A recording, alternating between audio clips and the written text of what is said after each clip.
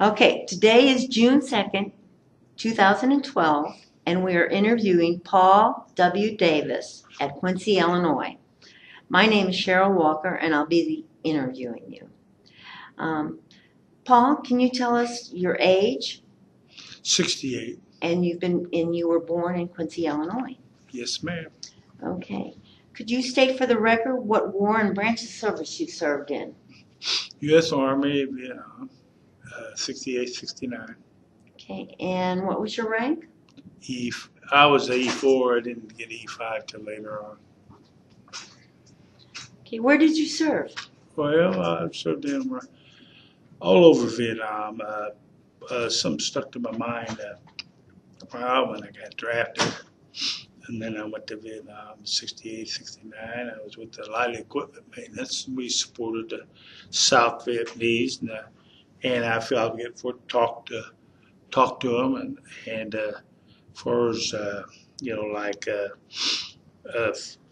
with the South Vietnamese, and I seen Special Forces, and I talked to them, and we took care of the flamethrowers and everything while I was over there. Were you awarded any medals? The only two of these, but I still think I should have got some, but they don't think I. What stuck to my mind is something, when you say things to people that, oh, you didn't see no action. Yes, I did. I was shot at. Something that kind of flashback when I got out of Vietnam. It kind of bothered me, and it's something that people said, oh, you ain't been nowhere. You didn't do this. You didn't do that. You know what I mean? But I'd seen some action. You saw some action. Yes, I did. Did you take in any part in battle planning? Well, yes, I did. I feel I'll get fortunate to when I went up to into Saigon. We had to go to have drop some ammo up north around some Marine base up north, and I saw a few actions up in that area that stuck to my mind. That people think, well, you didn't see it, but I did. That stuck to my mind,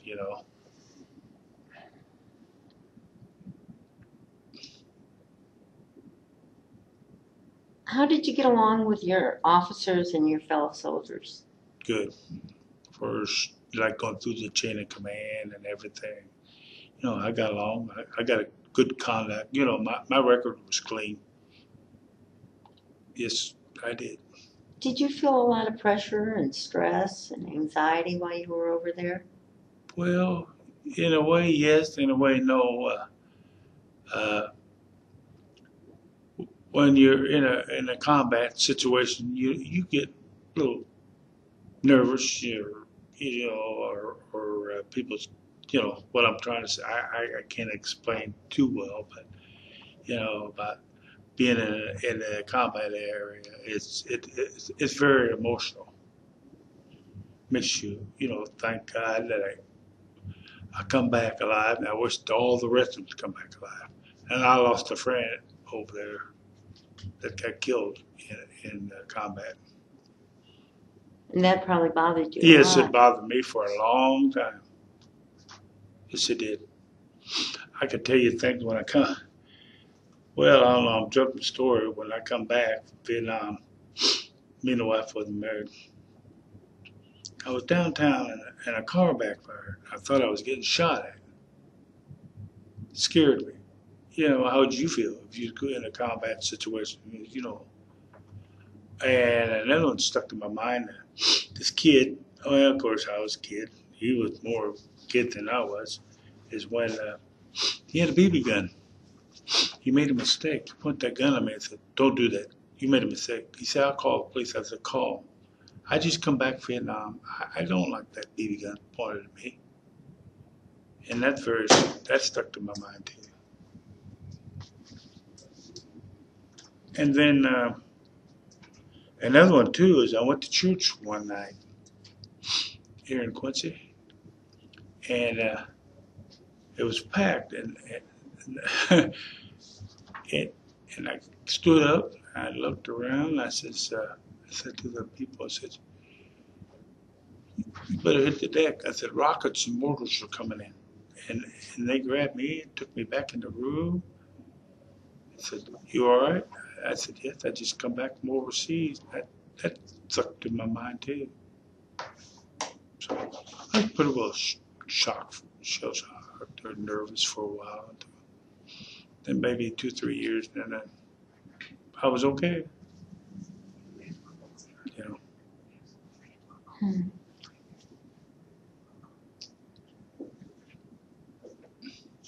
Did you keep a personal diary? No, I kind of wish I did, but I didn't. I kind of wish I did. But I had some pictures made off when I was come back from overseas, you know. And another one stuck in my mind. When I got my discharge from Oakland, Travis Air Force Base, it was, I told everybody it was raining in San Francisco, snowing in St. Louis, freezing rain, and some gals grabbed me, and I says, I'm telling the story, I told the cab driver dropped me off, I want to see my parents. I haven't seen them for a while. I said, leave me alone. And I went in there, and they both cried. That stuck to they're both gone. They're gone since 83 and '07, so that stuck to my mind too. You had a difficult time when you came back. Yes, I did. I really did.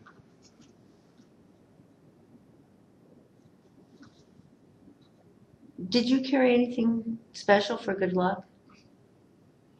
Well, Mom was trying to give me she was 2/3 of Vietnam was Buddhist. She gave me a cross and it stuck to my mind. And many times when I had my arm around her, she said, "You know, can do GI." She said her husband was with the South Vietnamese. He was an officer, you know, and we kind of talked. And I said, "Yeah." I says, "What about prayer?" I says, "I know we're over here trying to protect and defend your country, but so that's stuck to my mind too." What was the food like? Oh, food was a little different. It tasted kind of. They treat us okay. You know, we get 3 square meals. Yeah. Is there any food that you can't eat today? Well, yeah, like hamburger, red meat, pork chops, basic things. Mhm. Did you have plenty of supplies? Oh, yes, we have plenty of supplies. Didn't lack for anything. No, it didn't last for anything. But I feel I've been fortunate to see old Bob Hope show. That stuck to my mind. I really enjoyed that. So you got to see Bob Hope. I got to see Bob Hope. Jack, did you get to see Bob Hope? Yes. Okay, where did you go on leave? Did you get a leave when you were Oh, over there? yes. I was there about 11 months. I went R&R, which is rest recuperation. That, like I said, I wasn't married. I went to Bangkok, Thailand. I thought it was in Vietnam. And I had me a girlfriend. Yes, I did. And uh, some of the other stuff stuck to my mind too. We went out one night, party, and I think someone must have got me drunk. My girlfriend helped me get in the cab and take me to some Air Force base to get a shot because I collapsed on the floor. I was tipping a few brown bottles, and that stuck to my mind. Yes, I did. But then we went back within about a week or two, and then everything was okay. Did you guys do any pranks or pull any jokes on each other in your unit? Yes and no. Sometimes I got along with my superiors. Yeah, everything okay. Do you recall the day that your service ended? You mean coming home? Uh-huh. Yeah. Especially that last day, I'll never forget. When I was getting ready to process to come home, I said, Lord, I'd do anything to see my friends again, the one I hadn't seen for about a year, or even my parents, or that stuck to my mind. Uh-huh. And I really enjoyed that. What did you do the days and the weeks after you got out of the service? Oh,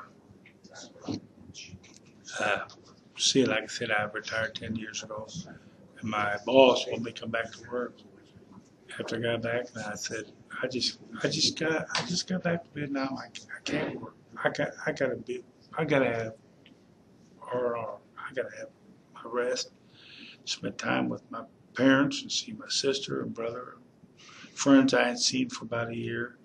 So that stuck to my mind too. What did you do after you had your R and what kind of work did you do? Oh, I worked in the housekeeping department, and later on went to the laundry out there at the Fed's home. I was there over 30 years. Very good. Is there anything that you'd like to add, Paul? Well, one is for all wars, regardless of Spanish or what. No, I'd say World War I, II, Korea, in sequence, Korea, Vietnam, the Persian Gulf, I might be missing one, and Iraq and Afghanistan. To those guys, I don't care what branch of service, they got my prayers, and God bless America. That's all I can say. Well, I'll tell you this, Paul. What's I that? agree with you. And we forgot Desert Storm I forgot there's a storm, didn't I?